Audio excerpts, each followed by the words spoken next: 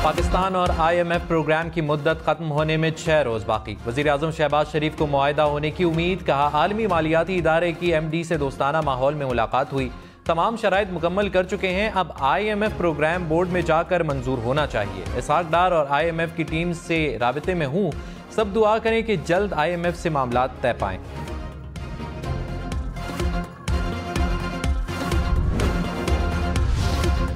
Supreme court जैसा आईनी इदारा फर्द वाहिद की मर्जी से नहीं चल सकता। जस्टिस काजी फाइज ईसा का सिविलियंस की फौजी अदालतों में ट्रायल से मुतल्लिक नोटिस जारी। कहा आज तक कभी किसी मुकदमे की समाअत से गुरेज नहीं किया, ना कभी रजिस्ट्रार ऑफिस को किसी नौयत का मुकदमा लगाने या ना लगाने का कहा। हमेशा कोशिश रही कि हर फैसला एक ही पैमाने से आइन और कानून के मुताबिक करूं। खुद को सिविलियन की मिलिट्री ट्रायल के खिलाफ मुकदमे से दस्तबरदार नहीं कर रहा। Supreme court practice and procedure act की मुअत्तली के बाद से अदालत में नहीं बैठा। सीनियर तरीन जज की हैसियत में समत को दुरुस्त रखना मेरा फर्ज है।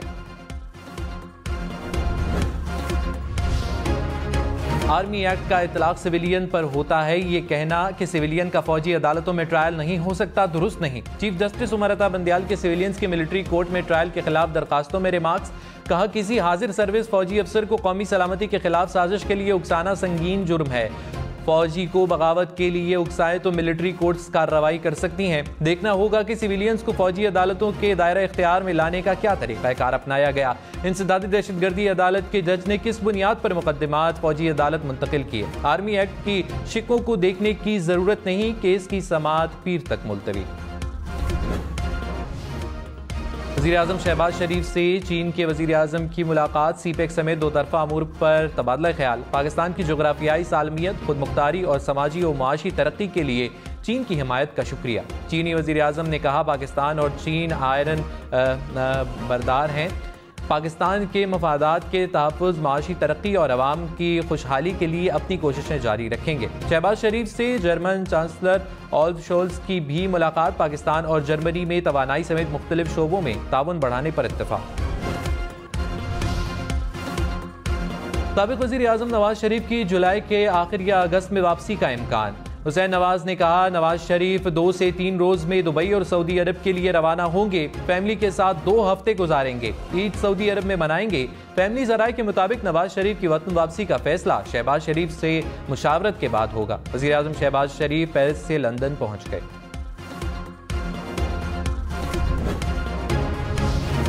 आसिफ जरदारी मीसाक़े मईशत पर दस्तखत के लिए तैयार। सनतकारों को तमाम सियासी जमातों के पास जाने का मशवरा दे दिया। कहा क्रिकेटर को भी कहा था हमारे साथ जो भी करो लेकिन मीसाक़े मईशत पर काम करो। मीसाक़े मईशत हो जाए तो मुल्क के बड़े मसाइल हल हो सकते हैं। ये बात इस्लामाबाद में बैठे लोगों को समझ नहीं आ रही। कल या परसों इलेक्शन ज़रूर होंगे। मुल्क के बेहतर मुस्तकबिल के लिए हम सबको मुत्तहिद होना होगा। कभी किसी को धोखा नहीं दिया, नून लीग को भी धोखा नहीं दूंगा। आइन कहता है कि आर्मी से मुताल्लिक किसी कानून में मुदाखलत नहीं की जा सकती। जस्टिस सईद मंसूर अली शाह के रिमार्क्स। कहा आइन में रास्ते तलाश नहीं करता। जब आइन इजाज़त ही नहीं देता कि आर्मी एक्ट का जायज़ा ले सके तो कैसे फैसला करें कि ये ठीक है या गलत। आर्मी एक्ट में जो कुछ भी है हमें इसका जायज़ा लेने की इजाज़त नहीं। स्टेट सिक्योरिटी की हदूद में जाएंगे तो फिर ट्रायल फौजी अदालतों में होने का जिक्र है। नेशनल सिक्योरिटी के बायस कहा गया कि यह ट्रायल मिलिट्री कोर्ट्स में होगा। ऐसे लगता है कि अदालत के सामने बुनियादी इंसानी हुकूक का मामला जबरदस्ती लाया जा रहा है।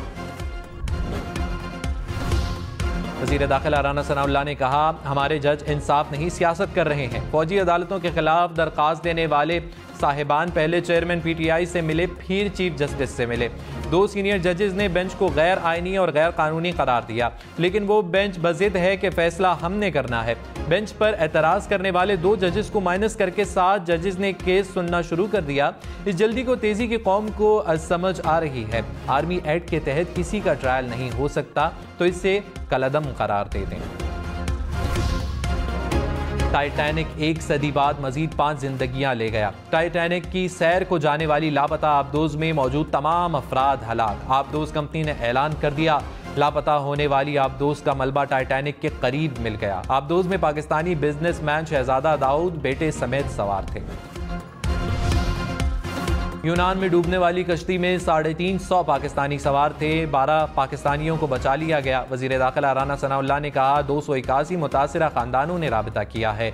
193 DNA सैंपल्स हासिल किए। डूबने वाले 99% लोग कानूनी तौर पर दूसरे ममालिक गए, वहां से गैर कानूनी तौर पर यूरोप रवाना हुए। कानून में तरमीम करेंगे, इंसानी स्मगलर्स की जमानत नहीं हो सकेगी।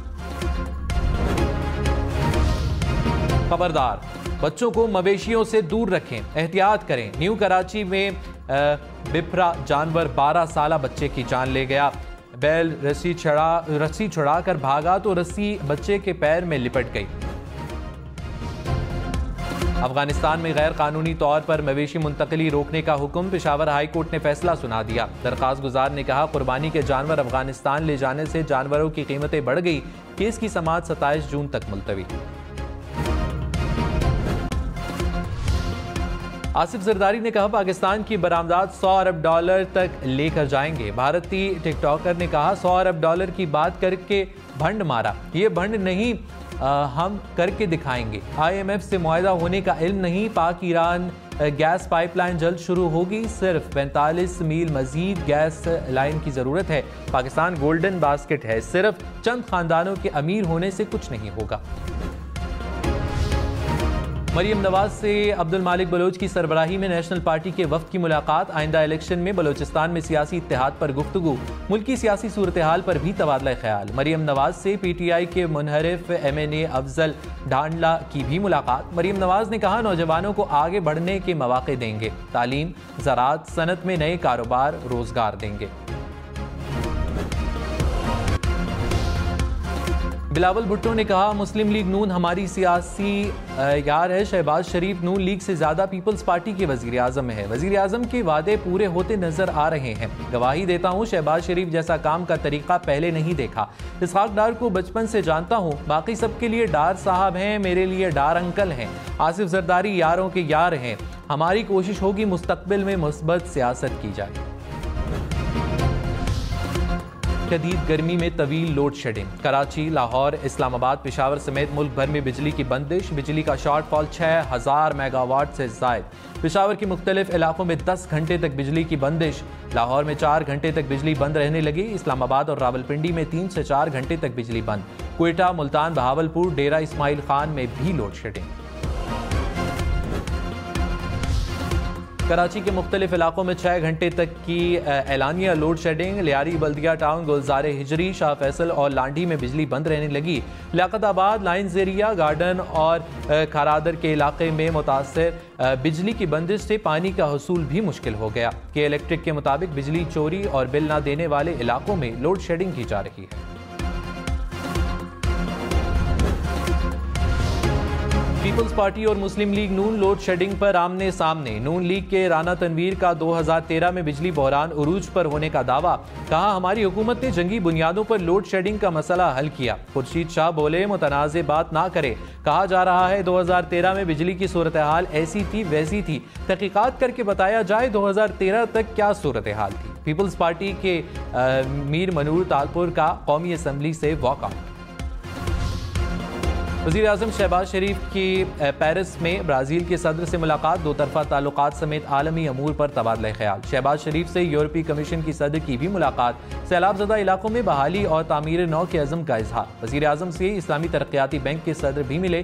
फ्रांस में मुकीम पाकिस्तानियों और बिजनेस फोरम से भी मुलाकातें चढ़ा रहे हैं। वज़ीर ख़ारिजा बिलावल भुट्टो ने कहा पाकिस्तान के लिए ज़रूरी है दुनिया की सियासत से दूर रहे और अंदरूनी हालात पर तवज्जो दे। पहले अंदरूनी सूरत हाल दुरुस्त करना होगी, फिर आलमी मामलात का मुकाबला कर सकेंगे। पाकिस्तान हमेशा अपने दम पर खड़ा रहेगा। अपने मुस्तकबिल की खातिर दहशतगर्दी और इंतहा पसंदी का मुकाबला करना चाहते हैं।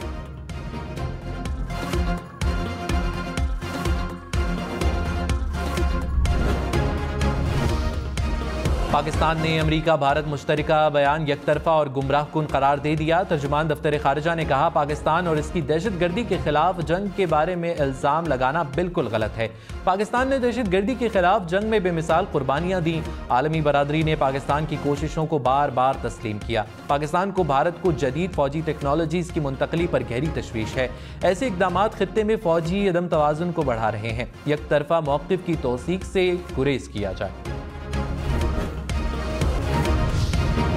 मुल्क भर में महंगाई की शरह 34% रिकॉर्ड। एक हफ्ते में आटा, आलू, चीनी, नमक समेत 20 अशिया की कीमतों में इजाफा। दूध, दही, चिकन, गुड़, डबल रोटी और चावल भी महंगे हो गए। 12 अशिया की कीमतें कम हुई, 19 की कीमतों में इस्तेहकाम रहा। लाहौर में चक्की का आटा 10 रुपए फी किलो महंगा। 1 किलो चक्की के आटे की कीमत 170 रुपए हो गई। चक्की ओनर्स के मुताबिक गंदम के दाम बढ़ने से आटे की कीमत बढ़ाई। जमात इस्लामी का इस्लामाबाद में इलेक्शन कमीशन के दफ्तर के बाहर एहतजाज। सिराजुल हक ने कहा, इस्लामाबाद का टाइटैनिक डूब रहा है। कराची के मैंडेट पर डाका डाला गया। इलेक्शन कमीशन ने हमारे साथ इंसाफ नहीं किया। पीपल्स पार्टी की तारीख करप्शन, धोखेबाजी और बदमाशी से भरी है। पीपल्स पार्टी की करप्ट सोच को कराची की गलियों में दफन करेंगे। टेस्ट ट्यूब लीडर हमारा मुकाबला नहीं कर सकते।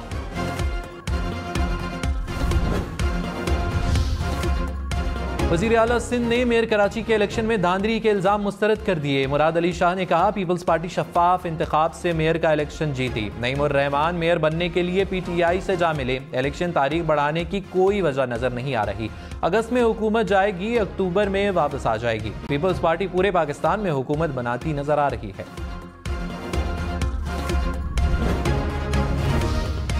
कॉमन सेंस की बात है। ऑफिशियल सीक्रेट एक्ट के तहत जराइम का तयन फौज ने ही करना है। चीफ जस्टिस सुमरता बंदयाल के रिमार्क्स। कहा, फौज इंसदाद दहशतगर्दी अदालत में सिविलियंस की अवालगी की दरखास्त दायर कर सकती है।